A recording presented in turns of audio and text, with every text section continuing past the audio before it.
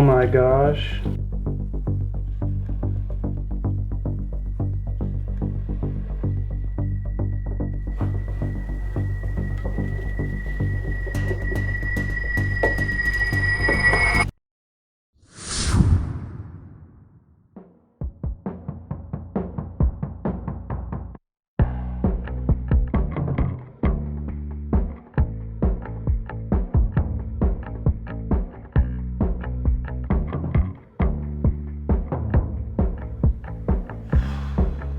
Hey Tyler, have you found the Super Dwarf Retics to have more of an attitude than their full-size counterparts?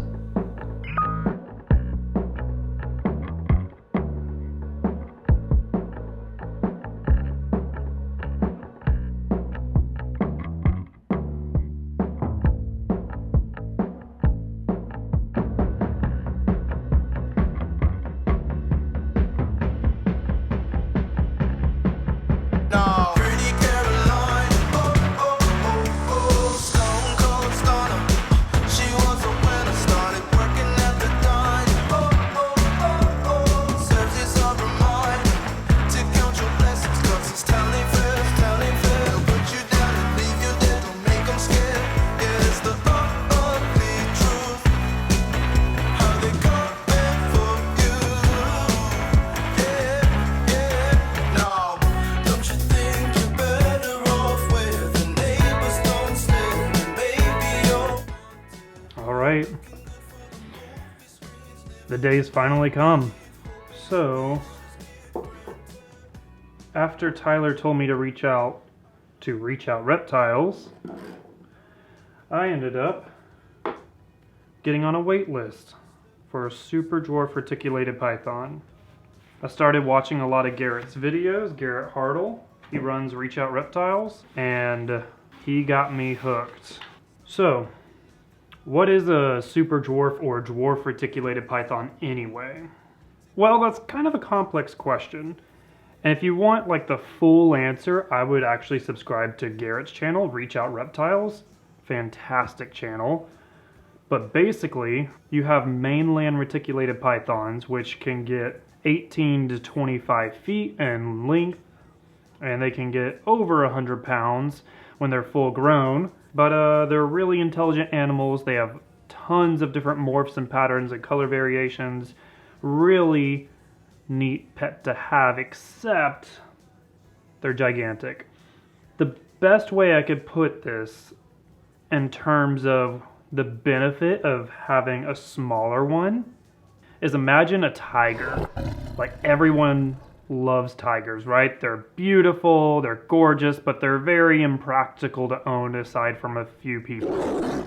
You wouldn't want a tiger running around your house, as beautiful as they are. If there was a tiger the size of a house cat, but it was still a full-blooded tiger, wouldn't that be kind of appealing? It's more manageable, it's more doable, it's a little bit more practical than having a ginormous predator around the house that you may or may not have the resources to take care of. That's kind of the appeal with dwarf and super dwarf pythons. When it comes to the reticulated pythons, you're not going to need 2 or 3 people in the room to handle it. The average Joe is going to look at it and be like, well, that's a big snake, but it's going to be a fraction of the size if you look at it side by side next to its mainland counterpart. Now, what do I mean by mainland? Well, that's where I got this poster. I say mainland because there are islander localities. You see, a lot of these snakes long ago found some driftwood or whatever and drifted to some of these smaller islands. Then over time, because of natural selection, limited island resources, whatever, the snakes got smaller and smaller. The same species, it's almost like a subspecies, but these localities got to be smaller in length and girth and weight from the mainland counterparts. So there are mainly 7 islands. We've got Slayer, Tombalongan, Kayuati, Jampea, Karrampa, Kalatoa, and Madu. Sulawesi up here is actually the mainland. Now, to be considered a super dwarf, it needs to have at least 50% of the bloodline of a snake from one of these 3 islands, Karrampa, Kalatoa, or Madu. Those are the smallest. as you can see here. But the other 4 islands are mainly considered dwarf. And if you have over 50% of any of the combination of these islands, it's considered at least a dwarf reticulated python. So for months I've been watching a ton of videos from Reach Out Reptiles channel. You kind of get addicted to them.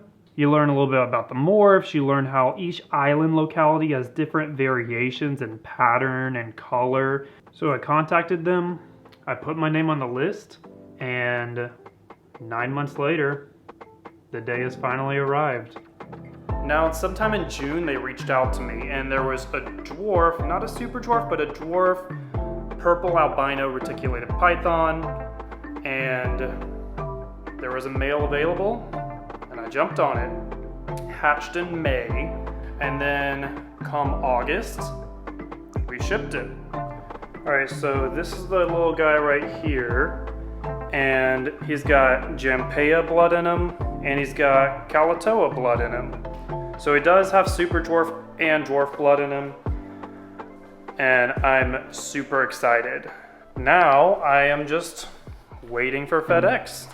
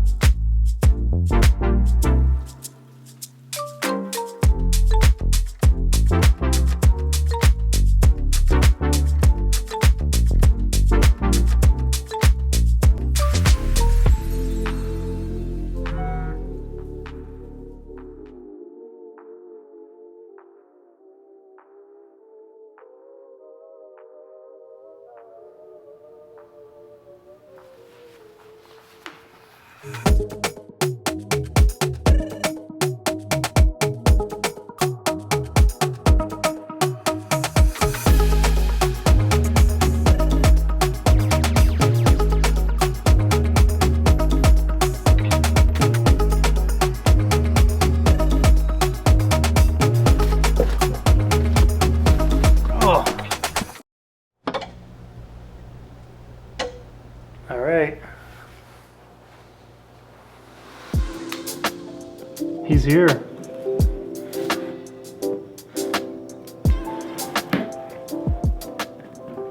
There we go.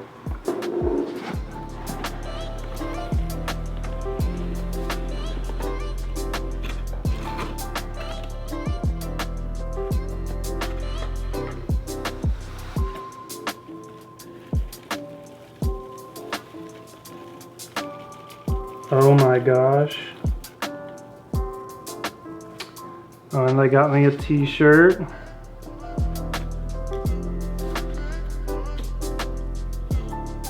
Reach Out Reptiles.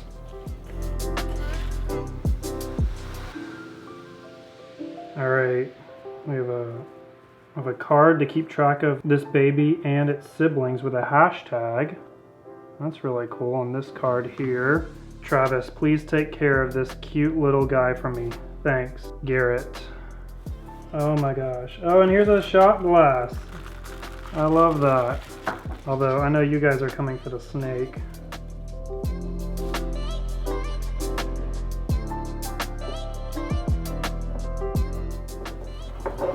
Oh, he kind of looks a little scared. Let's see if we can get him out.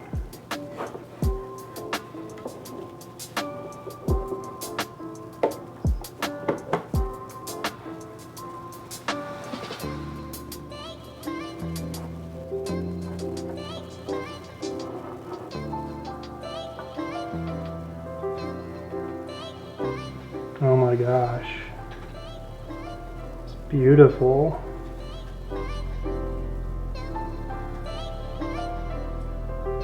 Look at those purples.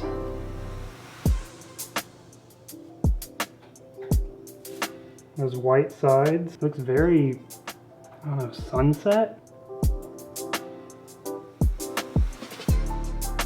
Part of me was expecting him to be all striky and, you know, feisty from being in a little tub for so long. I also know Garrett and the team works really hard with these reptiles. Even from all their live streams, they seem to be socializing them all the time. You can see like the messy pattern right here. And that cleans up in the back. I think that's more of that like super dwarf, more the calato in them. And then more the color in those like blushy reds are more Jampea. I could be wrong, but the Islander blood does have like some influence within the mainland pattern.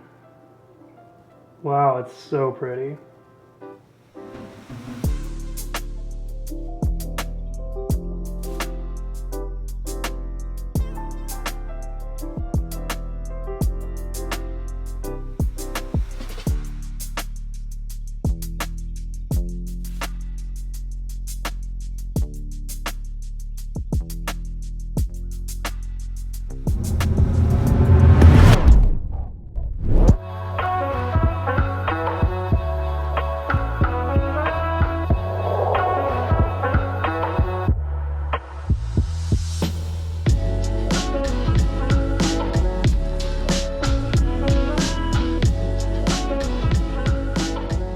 This guy's been really cool, actually. He's been really fun to watch over the last few weeks, and I can't thank Tyler enough for the recommendation. And if you're looking for a super dwarf or a dwarf retic, I definitely recommend Reach Out Reptiles as a source. They've been great. He was super shy the first few days, but he hasn't bit me once. I fed him about 3 times already. I'm sure he had already shed a couple times before I got him, but I'm waiting for that first shed on my end as well. He's still using the hide that I made for him, but these guys tend to stop using hides after a year or so from what I hear. And some people take their hides out altogether just because they never use them, but he's still acclimating to the new environment right now. He'll come out every night, and usually every morning I'll see him up in the enclosure, and he'll chill there until about noon or so, and then he'll go back in his hide. But he's super curious. He likes to explore. He's a very good pet. I am still trying to think of a name for him though. I've not been very successful for that. I did put a poll on my Instagram story to see if anyone liked Luca or Cal. Luca just means giver of light, and he's got all these sunset colors, so I thought that might be a good one. And then it also reminded me of the movie Luca, which I kind of like that one. But if you have any name suggestions, leave them in the comments. I'd love to see them. I thought about a couple Marvel references or Disney references as well, because his dorsal pattern has a couple Mickey Mouses on them, and I thought that was kind of cool. But I'll think of a name sooner or later. He's honestly been one of those fantastic pet snakes. Is not too aggressive, but doesn't dig and bury and hide all day. It's like all the benefits of a boa without the drawbacks. Now when it comes to my Brazilian rainbow boa, Lola, I still have to build her full-size enclosure later on, probably later on this year. It's gonna be a full-size vivarium with a stand and everything. This will be my 3rd build, so I've learned quite a few lessons along the way, and this will be my 2nd water build, so I definitely learned lessons with building a water feature. Hopefully it'll be less stressful this time. So I'm really looking forward to that build sometime later this year, but for now, I'm gonna keep enjoying this guy. I'll keep you guys updated, and I'm super excited to see him grow and see his personality. Let me know those names in the comments. Peace. Count your blessings, 'cause this town ain't fair.